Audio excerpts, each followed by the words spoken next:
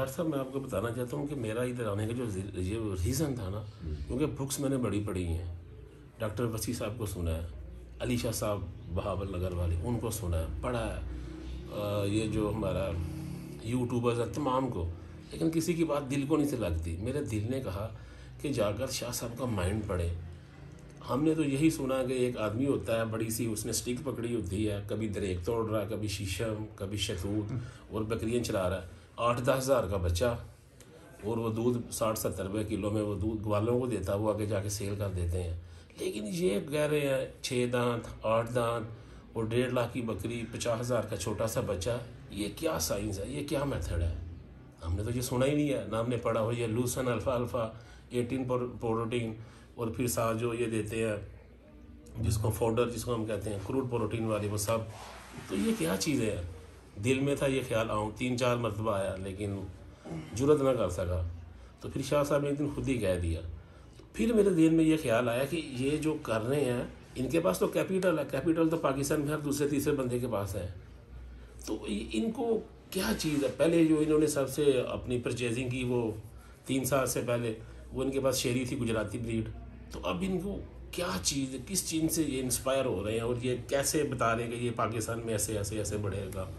तो वो मैंने देखा कि इनके पास उस्ताद जी हैं, वो इनको बता रहे हैं। कभी ये साहिवाल जा रहे हैं, कभी किसी एरिया में जा रहे हैं, वहाँ से सिलेक्शन ऑफ ब्रीड ले रहे हैं, नागरी, अब स्पेशली अमृतसरी, और फिर आगे से शाह साहब का माइंड मिला। फिर ये दोनों कंबाइन हुए और फिर ये गोल्डन फार्म का जो मैजिक है ना, वो हम पे आश्कार हुआ। फिर उस चीज़ को आंखों से अब जब देखा ना कि बीतल है, वो उसके साथ ऐसे जैसे नस्ले की मिलक लगी हुई है, 3-3 लीटर, और अपने जब हाथों से पिलाया, खुद देखा, पिलाने के बाद दूध बच गया है। फिर उसकी हम चाय पी रहे हैं, गेस्ट आ रहे हैं उनको भी मिल रहा है, शाम को फिर वो 3 लीटर दे रही हैं। ये पहले चीज़ें ना हमें ऐसे लगता था जैसे ख्वाब है, लेकिन उसकी हकीकत बनते हुए ये ना गोल्डन फार्म में देखा। फिर उसके पीछे जो ये तमाम कुछ उसको ए से जी जो प्रोवाइड कर रहे हैं, वनडे की सूरत में, फोल्डर की सूरत में, अल्फ़ा की सूरत में, वो सब चीज़ें जब आकर देखी ना, फिर दिल ने कहा कि ये जो हसन शाह साहब है, ये जानवरों के ऊपर इतना स्पेंड कर रहे हैं, पाकिस्तान में कोई नहीं कर रहा। लोग तूड़ी, वंडा और बाहर की चीज़ें और सूड़ी वगैरह, या इधर जो चकवाल की साइड के लोग हैं, वो जो पीनट के ऊपर जो उसका ग्रीन फोल्डर बच जाता है, उसकी है बना लेते हैं। डॉक्टर साहब पैसा कोई नहीं स्पेंड कर रहा। वो जैसे आपने सुना कि आप जानवर पर रहम करो, अल्लाह आपके ऊपर रहम करेगा। ये तमाम चीज़ें जब, जैसे आपने अपने पहले इंटरव्यू में बताया कि जब तमाम चीज़ें इधर आकर अपनी आंखों से देखी ना, फिर यकीन आया कि जानवरों से अगर आप प्यार करेंगे, जैसे शाह साहब कहते हैं कि ये बकरी आप इस पर इन्वेस्ट करें, ये आपको रिटर्न करेगी, दे के जाएगी कुछ, इसका आपको बेनिफिट मिलेगा। अगर आप स्टिंजी हार्ट के साथ देना कुछ नहीं और डिमांड रखनी है कि हम इससे अर्न करें, तो ये ऐसे नहीं होगा। इस पर आप स्पेंड करें, इसकी आप ब्रीड सिलेक्शन करें, इसको अच्छे से ब्रीडर से क्रॉस कराएं, जो चीज़ें हमने इधर आकर देखी हैं, लर्न की हैं और प्रैक्टिकल ये सब देखा है। लोग तो बातों में करते हैं ना, और इस चीज़ को हाईलाइट नहीं करते, तो वो सब चीज़ें हमने इधर आकर देखी हैं। डॉक्टर साहब इसमें मसला ये है कि आपसे गुजारिश ये है कि आप समझदार लोग हैं। आप एक तो मेरी थोड़ा सा मतलब आदत भी इस तरह की है कि कोई भी बात करने से पहले ना अल्लाह को ज़रूर हाज़िर नाज़र जानना है। तारीफ़ सिर्फ़ अल्लाह के लिए है। शाह साहब अल्लाह के बंदे हैं, अच्छे इंसान हैं, हम सब में से अच्छे हैं ये। तो इसमें जो वक्त बर्बाद है वो नहीं करना किसी की भी तारीफ़ करने के लिए, चाहे वो शाह साहब हों, चाहे वो फरहान भाई हों। बात इतनी है कि ये काम अच्छा कर रहे हैं, इनकी तारीफ़ नहीं है, इनके काम की तारीफ़ है। इसमें कोई शक नहीं है कि इस वक्त अगर कोई बंदा गोट फार्मिंग में, एशिया पूरे में, मैं पाकिस्तान की बात नहीं कर रहा, एशिया की बात कर रहा हूँ, नॉलेज वाइज हमारे सामने आया, हो सकता कोई और भी हो, हमें ना मिला हो अभी तक, लेकिन इस वक्त फरहान साहब अच्छा काम कर रहे हैं। दूसरा ये करना है कि ये आम आदमी की बस की या किस्मत की बातें नहीं होती।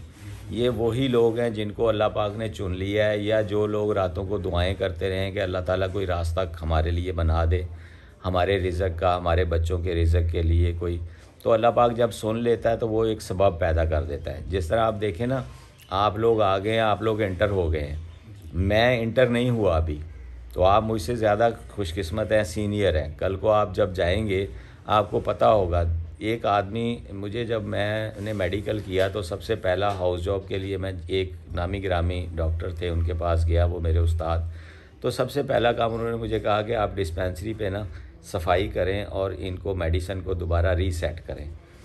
तो उसके बाद वो करके जब मैं उनके पास बैठा तो उन्होंने मुझे कहा कि ये काम मैंने आपको क्यों कहा, हालांकि आप मेरी चेयर पे बैठने के काबिल नॉलेज है आपके पास, फिर भी मैंने ये क्यों कहा। तो मैंने कहा सर आप बता दें, बेहतर जानते हैं क्यों कहा। तो उन्होंने बताया कि कल को जब आप अपना सेटअप बनाएंगे ना, तो एक शख्स जो आपके पास असिस्ट करेगा ना, जब वो कहेगा ना कि जी ये सफाई ऐसे ही होती है, वरना ये बोतलें ऊपर नीचे हो जाएंगी, आगे पीछे हो जाएंगी, आप उठेंगे 1 मिनट में 2 बोतलें उठाएंगे, सेट करेंगे, सफाई करेंगे, बता देंगे बेटा ये आपकी बात नहीं ठीक, ऐसे हो जाती है। तो उसे उसी दिन पता चल जाएगा कि आपको काम आता है, वो नेक्स्ट डे कोई बहाना नहीं कर सकेगा। जिस स्टेज से आप इंटर हुए हैं ना, इस स्टेज पे आपके फार्म पे कल कोई मिस अंडरस्टैंडिंग नहीं हो सकती, कोई बकरी की मिस कैरेज नहीं हो सकती, कोई बच्चा, मैम आपको क्या बताऊं आप क्या कर रहे हैं, सर आप इस वक्त सर्जन है, सर्जन, ठीक है।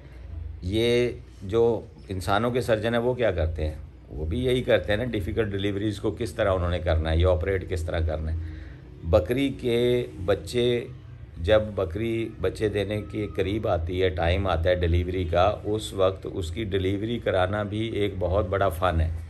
वो फ़न सीखने से आपकी स्टार्टिंग हो रही है। और उसके बाद फिर जब फरहान साहब सुबह जो बकरी का वो मामला था, आपको कहा कि जी चावल ला के रखो। अब एक आम आदमी समझता है कि जी चावल बकरी को खिला दिए, बकरी ठीक हो गई। उसकी आंतों में बेसिकली छाले थे, पानी था। चावल आंतों में कोई ऐसा ज़रिया नहीं है कि आप बाहर से कोई टकोर करें या उस पानी को सक कर लें, इट इज़ इम्पॉसिबल।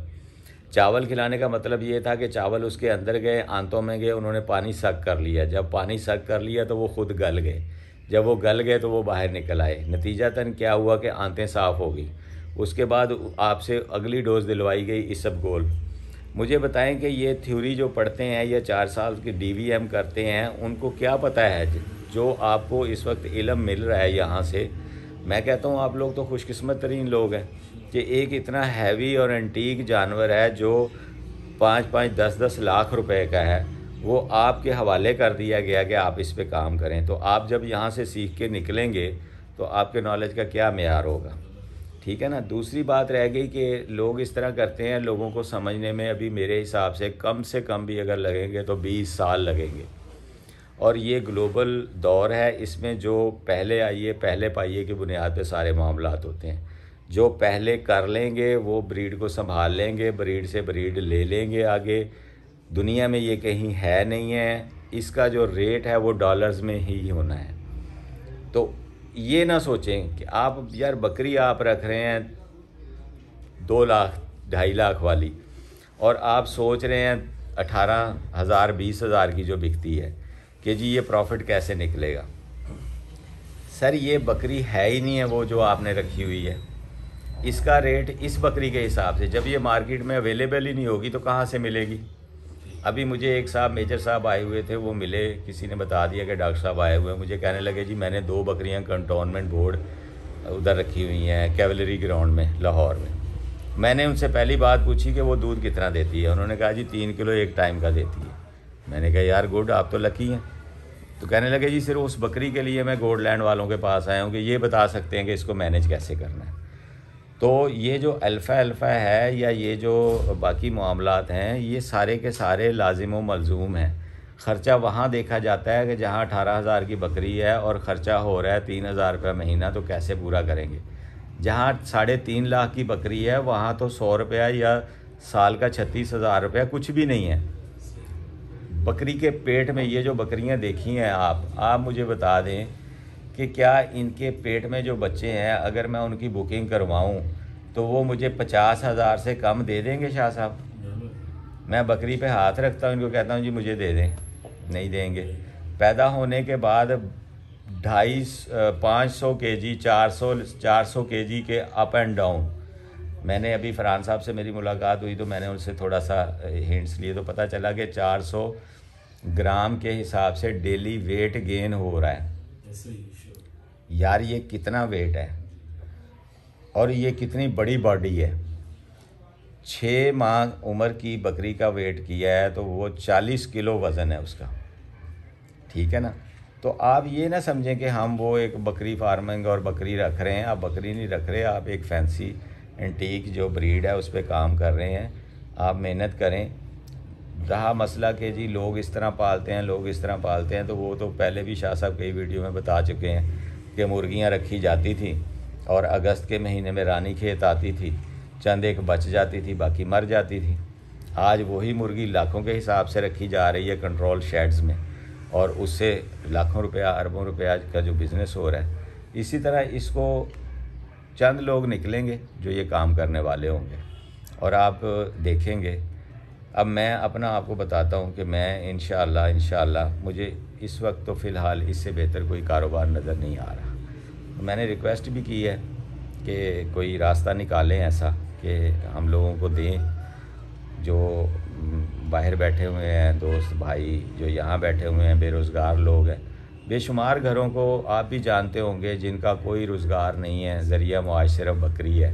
बकरी का दूध पीते हैं, बेचते हैं, बच्चे बेचते हैं और उनका वो शादियां बच्चों की और सारे मामलात हो रहे। तो इसको सिर्फ जिद्दत में अभी तक कोई लेके नहीं आया था। इस फार्म पे जो है इसे जिद्दत में ले आया, इसे हे पे लाया गया है अल्फ़ा की, इसके आगे बंडा है, रिज़ल्ट आपके सामने है। बाकी ये कुछ चीज़ें और जो आगे लॉन्च कर रहे हैं उनके भी रिज़ल्ट्स हैं। तो जहाँ रिज़ल्ट्स हैं वहाँ पे तो कोई इनकारी हो नहीं सकता। इसलिए आप, मैं समझता हूँ कि मतलब खुशकिस्मत लोग हैं, आप जिस तरह कर रहे हैं मेहनत, इसी तरह आपका कुछ वक्त गुज़रा तो यकीनन एक तब्दीली आ जाएगी माशरे में, तो हम इसे कर लेंगे। तो बाकी ये है कि कोशिश ये करनी चाहिए कि जो सही बात हो उसे बयान किया जाए और जो मतलब गलत हो उसे गलत को गलत कहा जाए। मेरी भी यही आदत है। मुझे कहे कि जी हाँ, मैंने अब आंखों से आगे देख लिया तो मैंने आपको बता दिया है कि बकरियों की जो असल पोजीशन है वो कैमरे में नज़र ही नहीं आती लोगों को, वो यहाँ आके देखने से पता चलती है। तो मुझे उम्मीद है इंशाअल्लाह अल्लाह पाक बेहतर करेगा, जल्द तब्दीली आएगी। दुआ गो हूँ अल्लाह ताला सबके लिए।